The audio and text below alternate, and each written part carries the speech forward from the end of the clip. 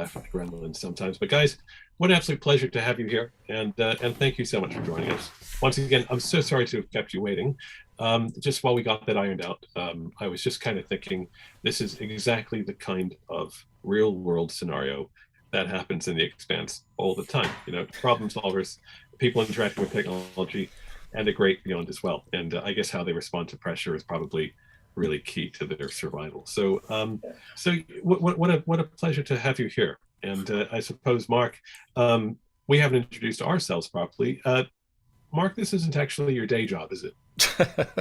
I don't know. Well, sometimes feels like it. So yeah, for those who haven't been with us before, and we know there was a lot of interest in meeting with Ty and Daniel this evening.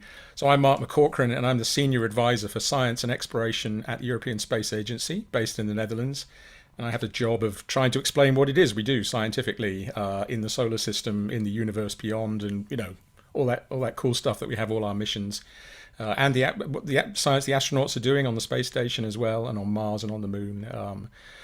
And actually, there's an awful lot of that is linked to the storytelling of how we link the science together, and that's why I think it's what's so fascinating about having Daniel and Ty here is that the Expanse is that kind of a series, right? It's not Star Wars fantasy. It's let's set out a real universe here and make people deal with the problems which arise in it, and that's what we do all the time.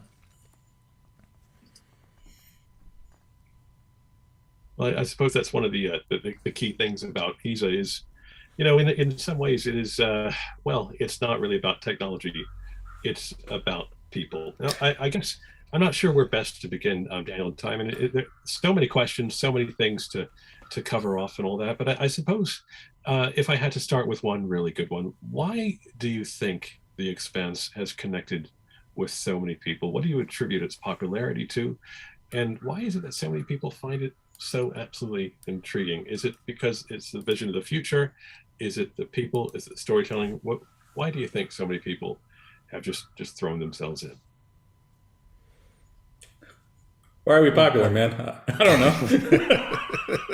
We got really good cover art. Yeah, and some brilliant design work. Yeah. The truth is, if anybody could figure out why certain books are popular and others aren't as popular, the minute you figure out that formula, you're going to be a rich man. I don't know that either of us has any idea why this particular project took off. We have a good friend. We actually just wrote a foreword for a re-release of her book. She put out a very hard sciencey, asteroid miners in space dealing with complex problems and all of that within, I don't know, what, a year of when ours came out, 6 months, something like that, and didn't get nearly the press, didn't get nearly the audience response. I'm going to just go ahead and say she's just as good as a writer as we are. So it's not like our book was better. Wasn't a quality issue. Yeah, it wasn't so I don't know why some things land and other things don't. Yeah, I wish I did. What I call Gangnam Style problem, right? If you could figure out what made Gangnam Style such a popular thing, you'd be a rich man, as you said. Yep. It's well, I actually saw a really interesting article talking about using pop songs on a server, on a shareable server at university, to track what things became popular and what didn't, and a whole lot of it had to do with already being popular with other people. It's a I think probably the book itself is one variable, but I don't know that it's the most powerful one. I mean, if you look at some of the other stuff that got popular, I don't know what it has in common with us. We're not 50 Shades of Grey. We're not that popular. Let me reverse the question then. Given that writers don't necessarily go out to make something popular, there must have been something that said this is a story that you wanted to tell together, something where you said this is the way we want to direct our creative energies, and if people like it, that's great, but you wouldn't. I mean, I don't know, I have no idea if 50 Shades of Grey was a kind of a passion project for the author, or just deliberately oriented that way, but what set you in that direction? But Ty had already done the lion's share of the work before I even showed up. So what was attractive to me was that there was this really well thought out world, this really well uh, built universe to play in, and that's half the battle for me. I thought it would be great to do something where I didn't have to do all the lifting, and he'd already come up with this great stuff. And Yeah. what was the context of that tie? Because there's a gaming background here as well as the TV, which came later. Was it in that novel form? I'm not sure of the history of how the project came together in that level of detail. Yeah, we've gone on about this at length, so I'll just do the quick version. Yeah. I had put together some materials for a game pitch, and was running a sort of tabletop gaming session in that world to sort of like beta test the world. And Daniel was around for some of that and decided he liked the world and asked me if I wanted to write a book set in it. So it failed as a video game, but I guess it worked as a book. It's circled back to a video game now. It just took a while. Yeah, yeah. No, I came to it as tabletop role playing. I mean, I was playing D&D and GURPS and RuneQuest and all that stuff. That turns out to have been the most professionally the most important part of my high school career was tabletop role playing and theater. The classes, not so much. So when I was playing in Ty's game, I was falling more and more into this world, and every time I had a question, Ty knew the answer. So I could think like, well, okay, so we're on series. How are the corridors? What's the cross section of the corridor? How is that? What's the architecture of that? And he could just tell me, and I could say, okay, well, how does the money system work? What if you have a merchant debt on series? How does the banking function? And he could just tell me. And there's a depth there that I don't think a third of what was there ever got into the books, but it was there. It made it feel plausible. So in that sense, I mean, there's that. Picking up on it, there's almost a kind of a Tolkien-esque aspect, right? Writing a universe and then extracting stories from the universe rather than writing chapter after chapter and forgetting about all the stuff that's behind the padding and behind the walls. I think Tolkien did a lot more language work than we did. Yeah. Well, and if you're it's a different media. So like if you're designing something that you think is going to maybe become a video game, what things look like and the design of things is part of that process in a way that it probably isn't if you're writing a novel. Yeah. So it just the type of project I was initially working on had me design a lot of stuff that I probably wouldn't have considered if we were starting out as a novel. It's interesting though, because of course, I mean, there's so many aspects of the Expanse, and I suppose our own worlds, that make it seem like we are really in some sense, on a game board, and so on. But I suppose because, I mean, what Space Rocks is all about is, just, I guess, just examining that crossover, between the worlds of science fiction and fact and so on. And so I just wondered, how much of your world is, informed by the current state of play of things, I mean, just like how closely you have followed, actual things. Because of course, there's so much about, I think, the appeal of the Expanse to so many people that follow the real, developments that are happening, because it is such a believable world. And I think something that has almost become a mantra on Space Rocks is that no matter what future we're thinking about, we always take our problems with us. If we're going into the outer solar system or anywhere else, it's humans and our own issues that always seem to follow. So I just wondered how closely you followed technology and space exploration and so on in your own lives in conceiving of this world. Yeah, I mean, I'm a space nerd, so I do tend to follow that stuff just on my own and casually. I don't know that Daniel or I ever really specifically talked about what things, like tracking things for purposes of using them in the book. I don't know that we ever did that. And so much of the stuff that the stuff that we really used in creating the world and creating the stories is the state of play like 10, 15 years ago when we started reading this stuff. We have been outstripped several times at this point by you guys. So, we had a very different version of series in mind. And then, someone went there and okay, well, we're gonna have to do a little retconning. There's a little adjustment to that. And when we were doing book 3, deepfake technology was just kind of tickling at the world, and now it's sort of given. So there's always that kind of we built it out of the stuff that was cool to us. We built it out of the stuff that we were interested in to start with. And then, that's always going to strip past you. In 20 years, we will have written a fantasy. I remember an anecdote I was telling Alex. I had the chance to meet Dominique Tipper a couple of years ago, and we got talking, and she came to and did one of our live shows when we were still able to do those before the lockdown. And at some point I sort of, in a very sort of, so, well, it might be interesting at some point if you could get me to talk to Ty and Daniel, because, maybe there's some science advice. And she just looked at me with this kind of witheringly pitying look, thinking, Mark, I think they've got that well covered, don't worry. So it does sound like it's a little bit more than perhaps just kind of a sideline. I mean, and I think that tells as well. I think people watch the show and read the books and say, well, look, this is not. It's not a house of cards that falls apart when you push at one thing, right? I mean, it's nicely interlocked. And a lot of that was that Ty had the interest in it and done the research for it and done the reading on it. And, I had a biology degree. So when we started getting into exoplanets and exobiology, I could do something plausible. One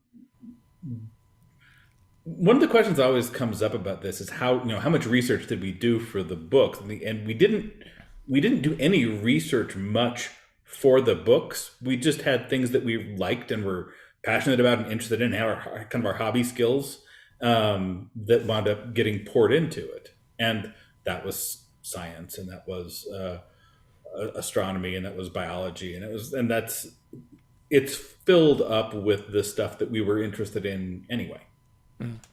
I did have some friends do really complicated math for me. Yeah, the complicated math is not one of our, no. Yeah, when I had complicated math problems, I would ask friends of mine who were good at that.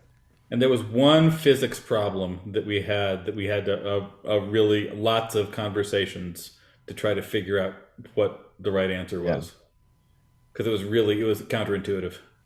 Are you going to share with us what it was, or is it okay? So here's the question. I'm going to ask you a question. I'm going to ask you. Put me on the spot. All right. Put you on the spot. All right. You are in a spaceship that is accelerating at 1 gravity. Mm-hmm. A thruster goes off on the tip to put it into a spin. So it's an uncorrected thruster. Just put a little delta V at the tip there. And it doesn't stay on. It's just one little poof of thrust.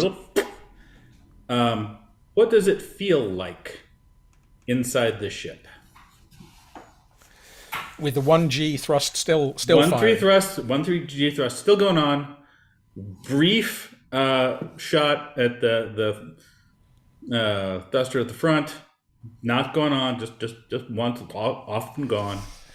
What does it feel like inside? This is where we need our space operations guys from ESOC here, the guys that actually drive the spacecraft. It's hard. Yeah. I mean, I've thought, just in a similar vein, I've been toying in my head for a long time about, this idea of centrifugal force, where if you spin a space station, right, then you can glue to the outside of it with that 1G. And imagine you had that in a sphere as well, right? So you spin a sphere. And as you get towards the edge of the sphere, there's 1G chucking you up against the edges. But as you go towards the poles, of course that reduces because the distance from the center is less, so the centripetal force acceleration is less. But what happens then if you spin the sphere the other way at the same time and you actually make it tumble? Can you get 1g in that rotation at the same time as you get 1g in that rotation? Oh, that's a terrible question. What's that going to feel? What's that going to feel like? And nauseous, yes, but does it work? Anyway, I don't know. That's an excellent question. I think you're going to have a sphere filled with vomit. Yes. Well, I think that definitely. Yes, it would be. But the other topic, of course, which is there, I mean, you talked about the science and the astronomy and the physics and the biology, but there's an awful lot of politics and sociology in this as well. I mean, is that from sort of being a student of the world, like we're all students of politics, even if we're not politicians trained, or is there some specific background there which you brought to it, which said, this is a story about human beings I want to tell as well? I have a weird obsession with only studying politics in ancient history. Like I pay almost no attention to modern politics, but give me a book about the various kings of Babylon or Assyria and how they rose to power and the court struggles with their children and that kind of stuff. I'll read all of those books. And so that sort of that reading informs all of the stuff we do politics wise. And the funny thing about it, and Daniel and I talk about this all the time, is people think we're writing about current events and we're not. It's just that humans are exactly the same. And so you read about, 4,000 years ago, some Mesopotamian king and his struggles with his brother as they fought for the throne. And then you read about stuff that's happening right now, and it reads like it's the same people. That's really where most of the politics comes from is that. Plus, I mean, Daniel and I are sort of relatively well-informed adults, so I'm sure a lot of current stuff leaks in, but we never consciously try to make use of it. No, the stuff that we get most, this is clearly a comment upon. We've always wrote it 3 or 4 years before the thing happened. It's just that like I said, the organism doesn't change. The technical stuff around it changes, but the organism, same. Yeah, I'm struck there because, the one thing which has been talked about in the background a lot, the fact that we seem to go through these cycles endlessly. There is this theory called anacyclosis, which is Greek. And so it's based on civilizations 2,000 years ago, looking at civilizations 2,000 years before that, the historical records. And the idea that civilization always goes from kind of a monarchy of some form with a ruler and a bunch of peasants through some form of aristocracy and then democracy. And then there's last phase, which we seem to be in today, but only in as much as it's happened many times before, this idea of ochlocracy, as it's called, mob rule, where demagogues and populists arise and appeal to kind of the basest aspects of society, and then it all falls apart. So, and it always has in the past at that point. So that's maybe where we are. And I think that, that again, it speaks to what you're saying there, Ty, is that, we can't really reinvent that aspect of our character because we haven't evolved in that sense. Technology may have changed, but not human beings. One of my favorite lines recently, because I've been doing a lot of reading about the Bronze Age collapse, and the thing that just keeps running in my head is the sea people are coming. The sea people are always coming, and we don't know who they are yet, but they're coming. Well, since my shed here in the Netherlands is 38 centimeters above sea level, I'll get them before anybody else gets them. The sea people, they'll be here soon. And the sea, I mean, exactly. There's a fairly good chance that some of your ancestors were the sea people if you're up there in the Netherlands. Exactly. Well, I've got to just throw something in here, and it's something that we normally do. Mark, you've chosen a pretty intriguing background there, and I just wondered whether it's worth kind of, I guess, explaining why you've chosen that specific one, actually, because I think it kind of speaks just to the sort of things that we're on about right now. Yeah, I mean, I randomly chose it at the last minute. I mean, I had a Ross and Anti backdrop when we did the tech check a bit earlier, and I was scrolling through, and I thought, this one, because One thing that features in the TV series is there are a couple of ESA things in there. One is that the title sequence actually has the Martian surface has been superimposed on an image of Mars, and that's from our Mars Express mission. And a couple of years ago, I looked and I thought, I recognized that picture, and went and found where it was and which crater it was, and it's a little bit out of scale, but and the other thing is that, and people have pointed out this many times, there's a moment with one of the star charts where Comet 67P, Churyumov-Gerasimenko, the one that the Rosetta probe visited in 2014, that appears in there, and that's a nice little nod. And that's actually linked to this picture in the background. So this is a short science fiction film that we made at ESA with some friends in Poland. It's called Ambition, and it's about effectively characters in the deep future who have mastered nanotechnology or something. They can make planets. They kind of rule the worlds. And Aidan Gillen over here from Game of Thrones, Littlefinger, he asks Aisling Franciosi, who was also in Game of Thrones later on, where did water on the Earth come from? And there's this sort of story about comets. Maybe they brought water. And, this mission that we flew in 2014, they're talking for a million years in the future. Anyway, I think the only point there was that science fiction narrative in retrospect allowed us to tell a story about the science, perhaps in some ways more easily than saying, well, we have a spectrometer, we have an imager, we do this, we measure water. And so, it's something where, for us, that crossover is important because it allows us to elucidate the science. Do you think that what you do goes the other way at times? Do you think it may not be a purpose, but it gives an entry point for people to understand how complicated, for example, space exploration is? It's not just press a button, arrive somewhere like a transporter. No, I think there's always kind of that virtuous circle between science and science fiction. I mean, I grew up reading Arthur Clarke and Bester and Larry Niven, and the ideas that they presented to me for the first time, I then informed what I was interested in later on, and part of the reason I wound up with a science degree was that I was interested in the field. I was interested in that kind of thought. And and hopefully people will be reading some of the stuff that we've done and either think, wow, that's so cool, or I don't think that's right, or I want to play with that some more, and engage with the stuff that you guys are doing. So let me ask the obvious dystopian, or whether it is dystopian or not. I mean, there's been a lot of course, the civilian space agencies, NASA, ESA, the Japanese Space Agency, and so on. We've been in operation for a number of years, but since your series, essentially since the books were written, the rise of private space has been very significant, in particular SpaceX, but also Blue Origin and others. And of course, at some level, as you say, you may not have written that in mind, but you're also placing a mirror up against some of those visions there that, let's all go to Mars and everybody be happy. Well, maybe it doesn't work that way, right? Let's go to the belt and mine material and send it back.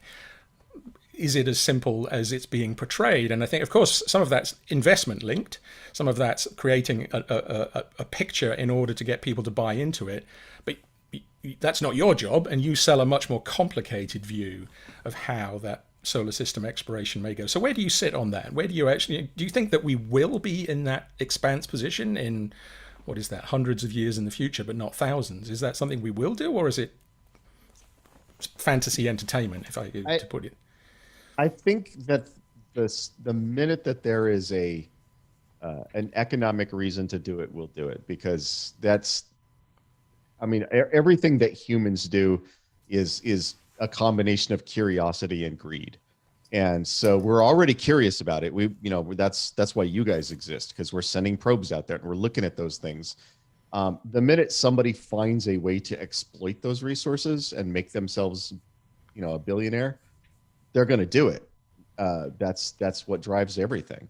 And I just think at this point, we don't have the expense of doing it is greater than the return on the investment still. But the minute that we cross that line, the minute that it is cheaper to get out there than the value of the things we can exploit out there, sure, absolutely, we'll be sending little robot miners out there and strip mining those asteroids and bringing stuff back. I think it is probably going to be more the little robots doing it than trying to get the monkeys out there. We're wet. We break easy. I think there's a lot to be said for automation. And as far as actually putting a human on Mars, I wouldn't go. But if you have an army of robots that have gone there and have already built a city and an infrastructure and all of the kinds of things that humans need to survive, it gets a lot more interesting to me. But that seems like it's pretty late in the game. Yeah, but it's interesting, isn't it, that there may be a big Gaussian distribution of humans who would say, I'm not even interested in space. Some in the middle say, well, if you could make it that way, I would go. But there's enough people in the world that there's a tail of the distribution where there's, if you think about the, what was it, Mars One, is that what I want to remember it being called? This idea that we're going to send you on a TV reality show and you're not even coming back. And enough people signed up for that, even with that condition set up, that you think, really? I mean, we're from the same species? I'm not quite sure. Well, and some people thought it would be really fun to walk to the North Pole. They weren't going to find gold bars up there. There were, they didn't believe that there was riches awaiting them when they got there. And a lot of people died along the way, and yet they still did it. So as you say, there is a percentage of humans that is, their curiosity is their greatest driver. And I think the people for whom curiosity is the greatest driver in their life wind up in science jobs. They wind up being the person who really wants to build a telescope that lets them see a little further than the last one did. That is not the most humans, though. Most humans just want to have a TV dinner and relax.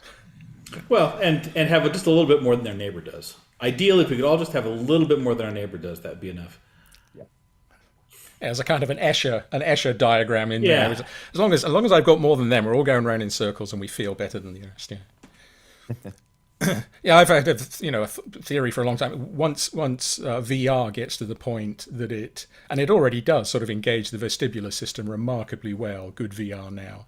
But once it gets to that point that you can have the smell, you can have the feel, I think people will just go to Mars and live on Mars in their bedroom, right? I mean, because they don't want to have to face the danger and the time and the cosmic and the radiation and everything else. If I can have pretty much the experience without any danger whatsoever. It's kind of a Wall-E kind of thing. I think once people have full body immersive VR and food delivery systems, nobody ever leaves their house again. Except the technicians, all the guys stringing the cable. Yeah, but there's a lot to be said for happy boxes, right? If you could be an omnipotent being in a different dimension from our own, where there's never hunger or anything else. I don't know. I also think there's something to be said for authenticity. I mean, I'm all for entertainment. I like entertainment, but I also kind of like reality and the world and the stuff that we discover instead of make up.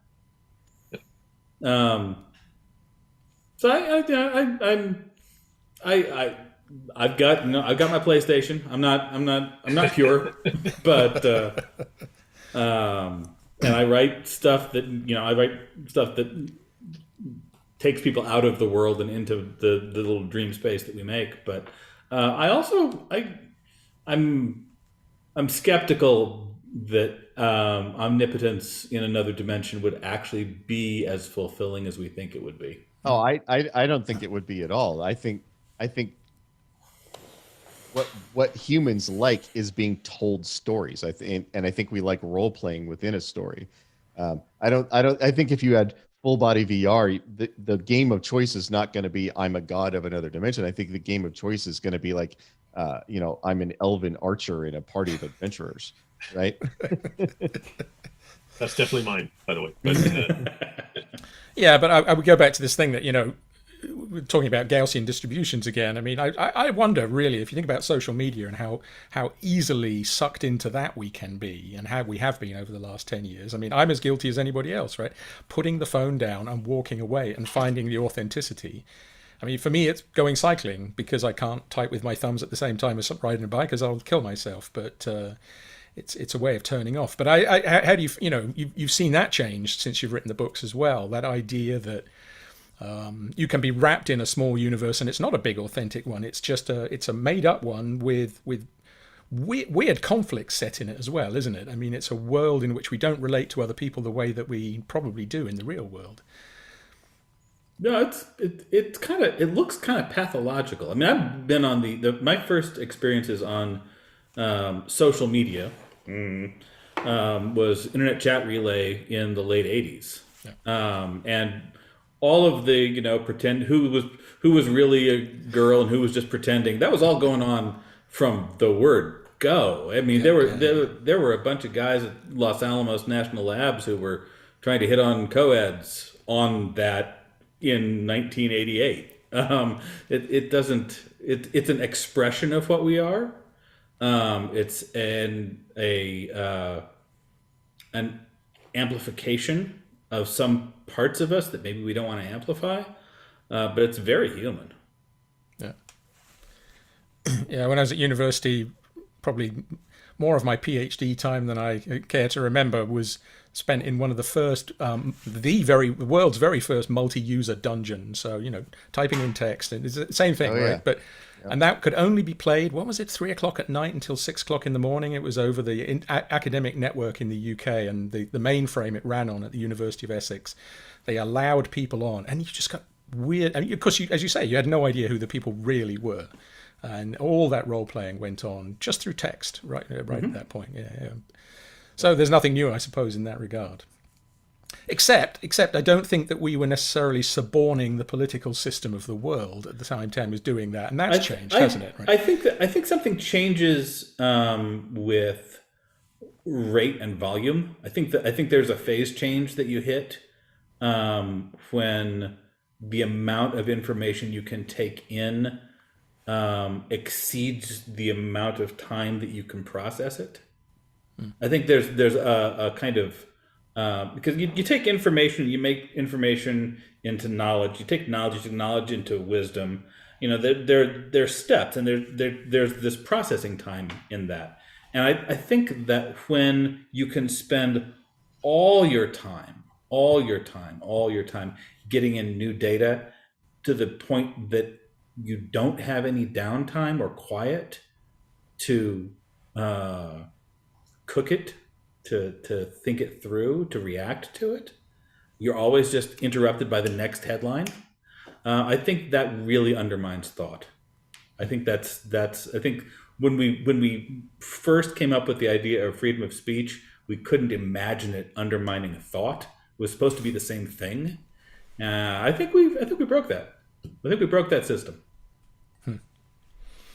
It's an interesting thought, and of course this is more, I suppose, a philosophical one, really. But there's precedent, for this sort of political fracture that we've seen, and of course that was the printing press, right? Because of course it completely subverted and undermined the existing political system in a way it empowered many, because suddenly they had access to literature. They didn't have to go to the church to have the Bible read to them, in the West at least, and of course that had massive consequences. But that took decades and centuries to fully realize into the systems that we then created, right? But what's happened, I think, in our lifetime, when I hear Mark talking about a multi-user dungeon or terms like IRC, when I think how quickly things have happened, we're only talking about 25 years ago, not 300 years ago, where technology, kind of came along. Suddenly this access to information, everything else, it seems to have transformed our world. And I'll be honest, when I talk to kids who are half my age or less, I find it very difficult to explain what life was like. Maybe everybody of a certain age feels that way, but I find it very difficult to say what it was like when things weren't all happening in real time, when you didn't know things within minutes of them actually occurring. I had to explain to my daughter what commercials were. Because all of the streaming services we get the commercial version, right? We grew up, you watched the show. The show came on at a time. That was weird. It was interrupted by people selling you things. That was weird. I'm explaining, like, here's the radio. It's like shitty Spotify. It's like Spotify, but shitty. You can't pick anything, and they interrupt and try to sell you stuff all the time. She doesn't listen to the radio. Of course.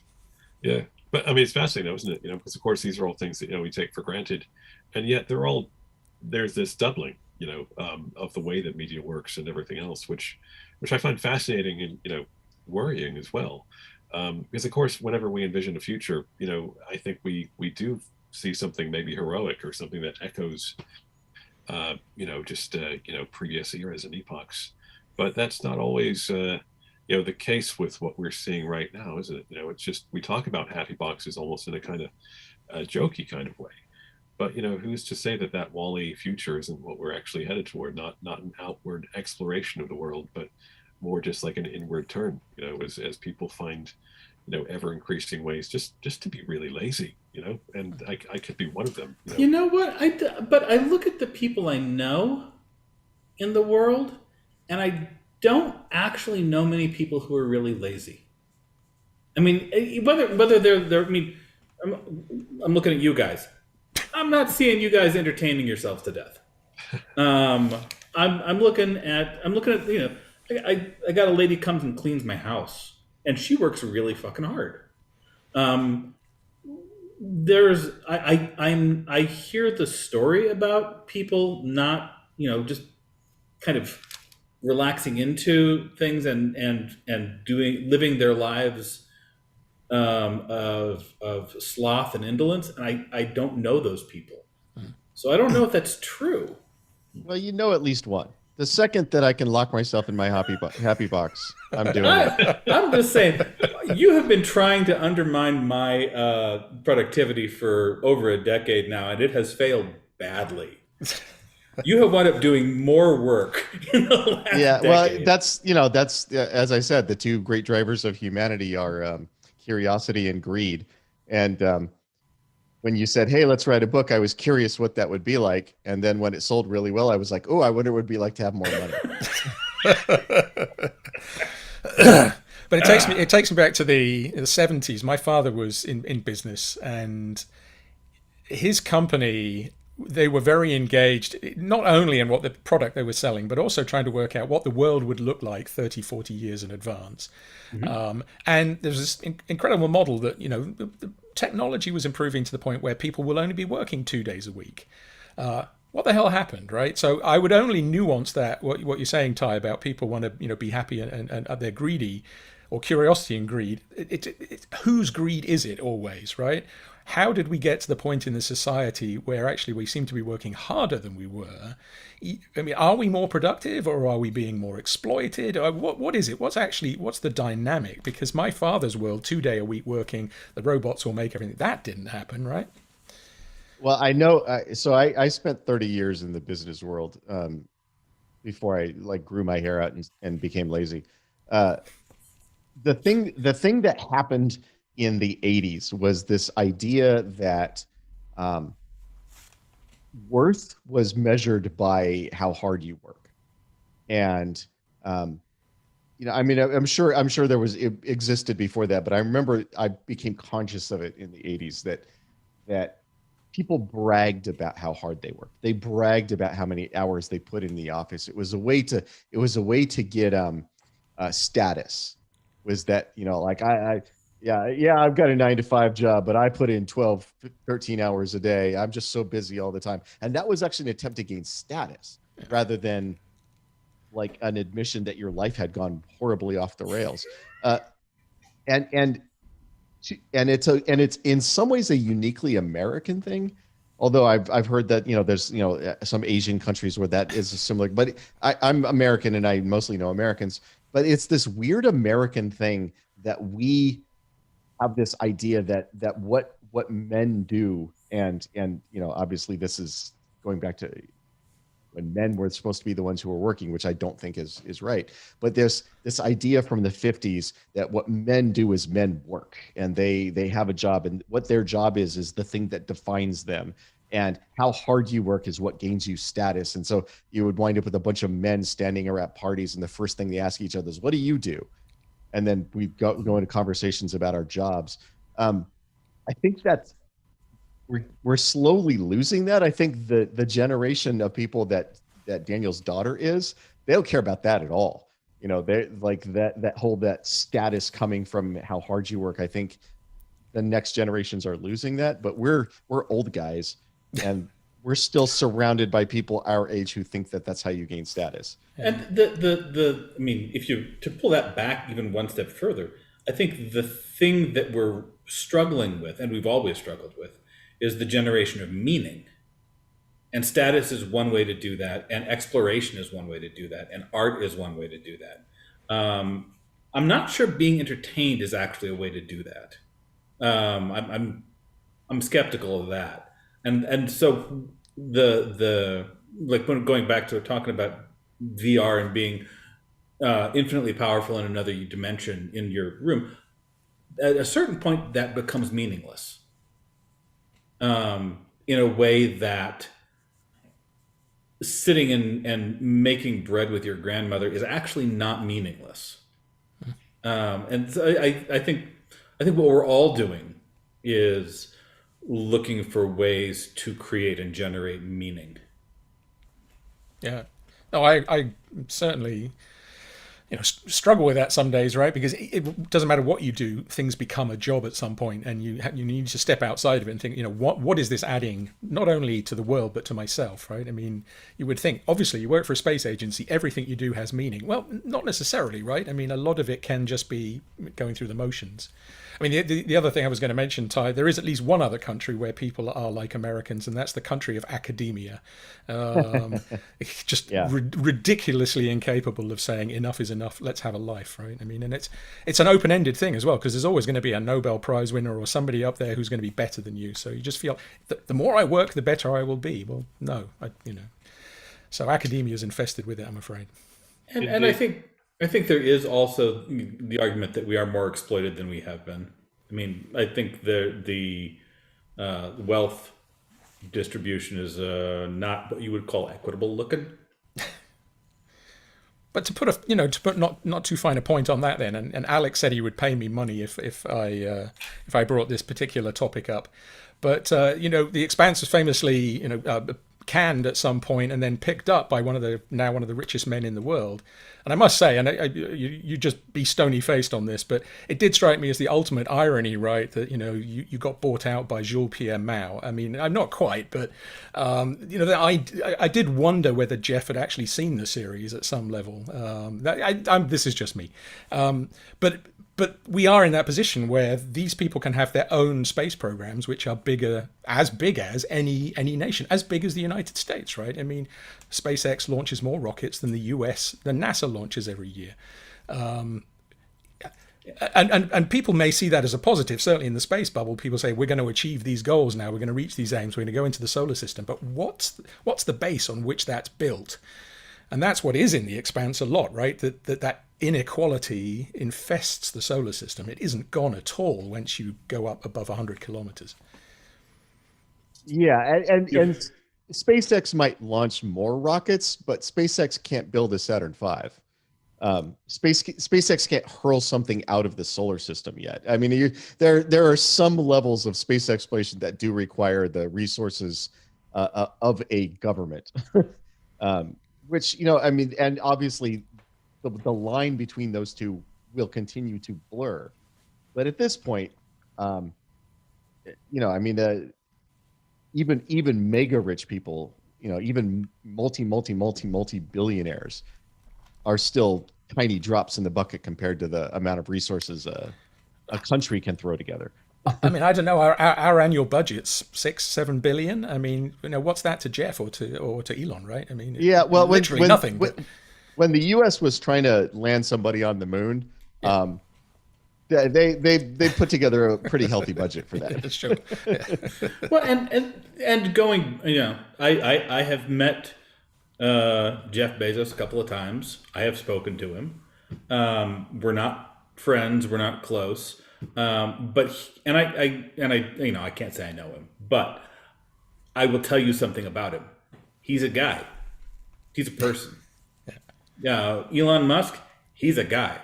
I think when you have somebody who's kind of super empowered through capitalism, it's very revealing of character. I'm just going to leave that there. Yeah. But the idea of, I think a lot of this private billionaire drive toward doing something amazing, going to Mars, exporting all industry into space, whatever it is that is, that's still somebody looking for meaning in their life. It all does start to feel like ancient Mesopotamian kings raising big statues and carving their name on the bottom, right? Yeah, and there's a certain Ozymandias thing going on here. Yeah. I mean, there's, I think that if you want, I think when we start talking about individuals and, Elon Musk didn't make the world that allows billionaires to exist the way that he does. There's another system. He's the face of it because he's got a shit ton of money. But we start looking at things like what happened to unions. We start looking at things like how we define the economy. Is GDP really the best measure? We get really wonky really fast, but those decisions, I think, are what got us here, much more than any individual personality. Yeah, it struck me for a while that there's something slightly pathological about billionaires who want to show off about it, because in fact, in essence, they could end up tipping the balance to revolution. Where I live here in Holland, there's lots of expensive shipyards that build, super yachts for billionaires. And they're on inland canals, and so you cycle past them and then they sail out to sea, never to be seen again. And occasionally, they're all done in big sheds, but occasionally have to be outside. So when you cycle past them, you say, well, I wonder whose boat that is. And it's always a billionaire you've never heard of, right? I mean, and those are the wise ones in a way, because they kind of keep their head down and say, yes, the systems work for me, but you don't really want to know about that because you wouldn't like what that means. And so, as I say, the pathology of saying, look at me, I'm going to show off. Ooh, particularly during the pandemic, right? I think that kind of certainly irked a bunch of people, seeing people saying, I'm the first one to go up here, And yet Versailles. Yeah. It's nothing's new. No, exactly. Well, but how it ended, that's all I'm saying, right? So, No, it's so Alex, what I know, Alex, is you have a bunch of questions. Sorry, I didn't mean to interrupt you. No, but I'm conscious we've kept you for the full hour already, and of course we started a bit late. So if you're happy to keep entertain some of the questions Alex aligned, then if you've got a couple of minutes, I have some really interesting questions, and because this is actually it's so interesting how quickly it goes from talk of technology and what outer space is like to the deeper questions, because I guess this is always where it all points toward. It's not about technology, it's not about spaceships, it's about us. It's about human beings being human. And I think if there's one thing that's really reassuring about the worlds that you've created, it's that we're so recognizable. We see ourselves in the future. Gene Roddenberry created a very idealized vision of humans in the future, which I love, but it's a hard one to believe sometimes, because it's just, well, I mean, everybody's just so damn respectable. There's something about the Expanse that is familiar, even if it is in the distant future. So actually, Jeff Smith, writing in from the Cambridge in the UK here, is curious. Do you think social media exists in the Expanse? It's a good question, because it's something that, I mean, at least in my mind, is notably absent. So maybe people have finally done away with it all. I wouldn't say it's notably absent. I would say that it is not something our people spend any time thinking about, because writing about other people looking at their Facebook page would bore the shit out of me. But we do have sort of our version of a GoFundMe. when Prax is trying to hire the Rocinante to look for his daughter and doesn't have the money to pay for that, puts out a little GoFundMe thing asking for donations to help him find his kid. There's news feeds and there's news feeds and newsfeed aggregators. But one of the things that is true of our distributed solar system is, so one thing in the Expanse is we don't have faster than light communication. Radio still only goes at the speed of light, which means that the real time hit you get from checking your Facebook or your Twitter or your MySpace or whatever people have now. You dated yourself a bit there, but okay. MySpace. Well, I just read an article about the failure of MySpace and why Facebook is about to fail too. But you know, you get the hit, the endorphin you get from social media is you go on, you type in a post, and within seconds people are clicking like and people are responding, and that's the endorphin hit. That's why that's the thing that keeps you going back to the casino, right? But if you're in a spaceship and you are half an hour from the closest planet by radio, and you type in, you're like, oh, I was in the galley and I feel sad, and nobody responds to it for half an hour because it takes half an hour for, you know, your signal to get there, and then another half an hour for their signal to get back. The sort of real-time endorphin hit that comes from social media doesn't exist anymore. And so it becomes much more about aggregates. It becomes like Daniel was talking about the newsfeed aggregators. It's you go on and you check and you see all the things that have happened in the last day or whatever, but there's nothing driving you to keep checking that every 30 seconds in the same way that social media does now. Saved by that probably would be, yeah, that would probably be more true on a planet, but our books spend very little time hanging around on industrialized planets. Yeah, there's that beautiful scene in the Discovery in 2001 where Bowman is looking at his iPad, right, in 1968, and it's BBC 8, and he's just watching the news. He's not interacting with it because it came, and I think his parents speak to him, don't they? They send a video up, but he can't interact with it because they're light hours away at that point. Yeah. But I did want to pick up on that because, of course, the one thing you've done in order to make a narrative is you have cheated with very high efficiency engines which get you around the solar system very quickly. Because, you know, I showed my kids 2001 a couple of years ago, and they're not young, they're late teens at the time.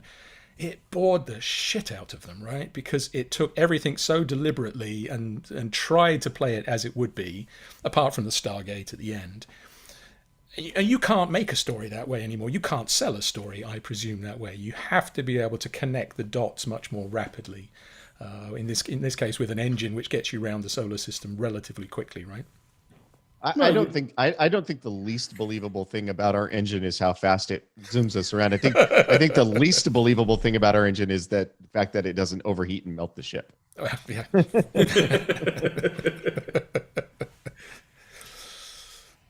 But then and also the idea, of course, of the rings, which take you out into the rest of the galaxy. I mean, of course, it's a beautiful piece of storytelling and a beautiful narrative to open up the whole, go beyond the solar system to go to the rest of the Milky Way. But I do wonder, it's not that it's to put a point of responsibility on you, but there is this sense I get sometimes, particularly when I give public talks, that people come and say, well, that's all very nice, that's all very exciting that you've been to Mars, that you've landed on a comet, but the next thing will be interstellar travel, and we're going to go here and we're going to do. Of course, there's a point at which that won't happen, right? I mean, right. It's technically implausible. I wonder whether we've built through science fiction over the decades a fantasy which then makes real science actually boring. We've actually we've done that a lot. We've done a lot of miseducation in science fiction, and I think the space travel is not my go-to example of that one as much as cloning was.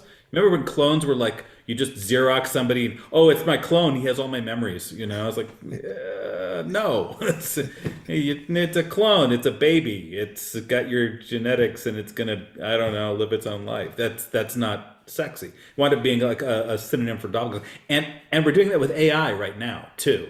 We're doing that where all of the AI stories are either Pygmalion or the Golem of Prague, and we're not actually talking about what AI genuinely is. So in that, yes, we're totally guilty. But of course, the point is that it allows you to explore things. I just wonder, we've all grown up with storytelling. We've all grown up with fairy stories. We've all grown up with fantasies where we can draw the line and say, that's not actually real, but it's teaching me something, which is a valuable lesson that stands behind the theatre. But again, I sometimes do get this feeling, at least in a small fraction of the community, they think all this stuff is going to be real, because once we kind of went from Jules Verne to Werner von Braun, right? We said, we're going to go to the moon. We went to the moon. And now we've written stories about going to the stars, so we'll go to the stars. Well, what if we can't, right? What if we simply cannot do that? And this is what we have, this solar system. Many people would say that's more than enough, but others seem very thoroughly disappointed by the whole idea that humankind may never actually go to the stars. I worry about tossing around words like never. Yeah. I think given what we know about the universe and the technology that we have available to us right now, it would be incredibly difficult to go to another star. Incredibly difficult. Call it impossible right now. And certainly impossible for anyone to be on the ship and then disembark at that new star. That would be flat out impossible given the technology that we have now. But we keep running into all kinds of weird stuff that looks like hacks to the universe and ways to circumvent things. And I have a real hard time guessing what somebody 300 years from now is going to know about the universe. And so we'll see what happens. But we won't. But somebody will. Yeah, somebody will see what happens. So a broad final question, and we've had some phenomenal ones coming in from all over the place, and never enough time for them, but I think we've covered pretty much all of them. One is, and I suppose it's very pertinent to what we're just talking about, what breakthroughs do you hope to see in your own lifetimes? Immortality. Yeah. That's like asking the genie the right question, right? You've got three questions in it. Yeah, the minute they have the immortality pill, sign me up. I'm ready. Yeah, I'm sensing Daniel is not necessarily on board with that one, though. Oh no, I think mortality is what keeps the world from being a prison. But what breakthroughs would I like to see in my lifetime?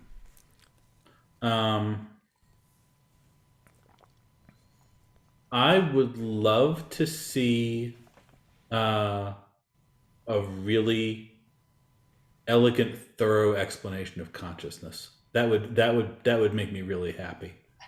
Right now, that's just so weird. If we could explain qualia, just the hard problem. I just want the hard problem. That'd be enough. I've tried to do that. My son, who of course was completely put off any involvement with astronomy or physics because he had a father who lectured him about it all the time. He's now studying biology at university, and I think that that is a rich area, the neurosciences and biology. Yeah. It fascinates me, and I'm a hard physics astronomer, but possibly it's why people are so engaged now with exobiology and astrobiology as well, because it does match those two things together. Yeah, if I had my life to live over again, studying the brain, studying brain structures and function, that would be a great way to spend a few decades. If you were immortal, you'd have plenty of time to do that. Yeah, but So given that we're not immortal and you have to have plans, because if you're immortal, there's no need for plans because everything will be possible at some point. What is next? Because the book series is finished, the TV series is finished. You guys aren't finished. I can't believe that for a moment. So, I mean, if there's anything you can divulge or not, I mean, but again, so not only what would you breakthroughs would you see, what do you think? What's there for us that we can expect or anticipate from you? Let's not expect, but. Well, I got a book came out yesterday. Okay, well, that's my research. That's my research to scratch. Thank you. No, we got that. No, we got it. We have some. What can we talk about? That we have the another space opera trilogy that we have under contract. We've talked about it in public, and then that's pretty much it. Yeah, there's some other stuff might happen right now we can't talk about. Sure. We'll park that there. And on behalf of everybody who's been watching, everybody at Space Rocks and ESA, guys, it's been such a pleasure to have you aboard. My wish for technological breakthrough would be Zoom streams that work infallibly. I'm so sorry to have kept you waiting, but every moment is counted tonight. It has been so nice to meet you. We love the show. I've watched every second. I've read books. I just have to say thank you so much for all the wonderful moments. It really has been my own happy box. So thank you for your time, and we'll hope to stay in touch. And best of luck in all things.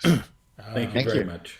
And you're forgetting the great tradition that we have, Alex. You see, yes, indeed. So we just do this because we decided at some point, how do we, as monkeys, come up with a hand signal that says "Space Rocks"? And at some point, we came up with "Space" for the Vulcan salute and "Rocks." And so, if we could perhaps encourage you to join us in "Space and Rocks," that would be. Yeah. Oh, I'll always do the horns. You can go the horns. There you go. And if we've I've thoroughly enjoyed having you on this evening, but once the pandemic is over, hopefully there's a chance we'll see you in Europe and maybe come and have a chat about this stuff on stage with us, because I know our audiences who've come to the big live events would enjoy, again, this business of getting one level up from the nitty gritty details of the show. What motivates you and what are you going to do with your immortality? Exactly that. So let's see. We're not researching at the moment. We are researching hibernation for the long duration space flight. I'm not sure if that really counts. You want to be conscious and immortal. Yeah, I want to be able to do stuff. Well, you can get me to come to Netherlands anytime you want. Just promise you're going to introduce me to Floor Janssen, and I'll come to the Netherlands. All right. Although I think she lives in Sweden now. There's plenty of good reasons. It doesn't have to be true. Just tell him. It'll be fine. Yeah, no, exactly. Yeah, there's if you wandered around the streets of the Netherlands, they all look like that anyway. So never mind. Okay, we're getting a little problematic here. It's time to wrap it up. Yeah, exactly. We'll edit that bit out there. Thanks, Alex. Thank you so much, gents. Have a wonderful day. All right. Bye. Thanks very much, Daniel. Ty. Bye-bye. Well then, tantalizing stuff, Mark. And I have to say, they parked a pretty big question mark there right at the end, which I think bodes well for any fan of pretty much everything they do, right? So absolutely. I guess we're just going to have to watch that space. What interesting people. And I was just immediately struck by how quickly these conversations go from, at risk of sounding dismissive, and it's not meant to be, because I am, just one of these, fanboys. We immediately skip past everything that the show is about, the events of the show and all that, into like the deepest philosophical questions, which I find so reassuring. Well, I mean, let's be clear. It was completely deliberate on my part to avoid being embarrassed, not having watched seasons 5 and 6 yet. So desperate to avoid spoilers on one hand and to avoid embarrassment. So yeah, let's do the philosophical stuff and leave the details of the show. And maybe I'll actually find some time to watch them. I'm, of course, desperate to do so, but let's see what we can fit in. It's not like there's a pandemic on after all. Indeed. Well, speaking of sci-fi epics, I guess we can already talk about our next episode of Uplink, can't we? We can, yes, indeed. So we're going to continue the science fiction theme next week, and we're going to bring back one of our old friends, Paul Franklin, who is a visual effects guru, Oscar winner, involved in the making of some of the Batman films, but famously Interstellar and Inception with Christopher Nolan. And the reason we asked Paul to come on, he's done a live show with us was that 2019, I think. But we wanted to have Paul on for a long time. But the thing I think that crystallized that in our mind a couple of weeks ago, or last week or so, was the death of Douglas Trumbull, the very famous visual effects guru for 2001: A Space Odyssey, and many other films that many of we know people in our audience have enjoyed.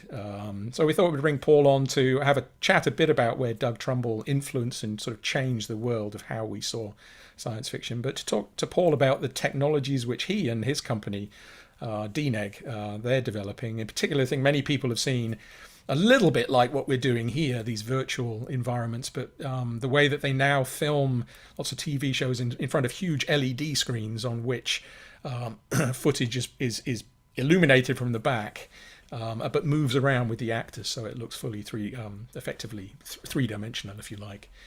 That virtual production technique, Paul's been at the forefront of that, and so we're very interested to talk to him about that and the future of filmmaking and visual effects. Yeah. Well, to paraphrase Queen, it's the kind of magic, and I can imagine a better person to give us a new reason to revisit 2001. It's not a film that I'll retire talking about. I don't think that there's been an episode of Uplink where it hasn't come up, so it's about time we actually did one about 2001. So I'll look forward to that. Mark, as ever, it's an absolute pleasure to have you. If you're not familiar with Space Rocks, go to spacerockstudios.com, sign up to our newsletter. We'll keep you posted about what's happening in our world. Follow us on socials, and we'll have details about next Uplink on very soon. Mark, it's always a pleasure. We'll talk to you soon. Thanks, Alice. Likewise.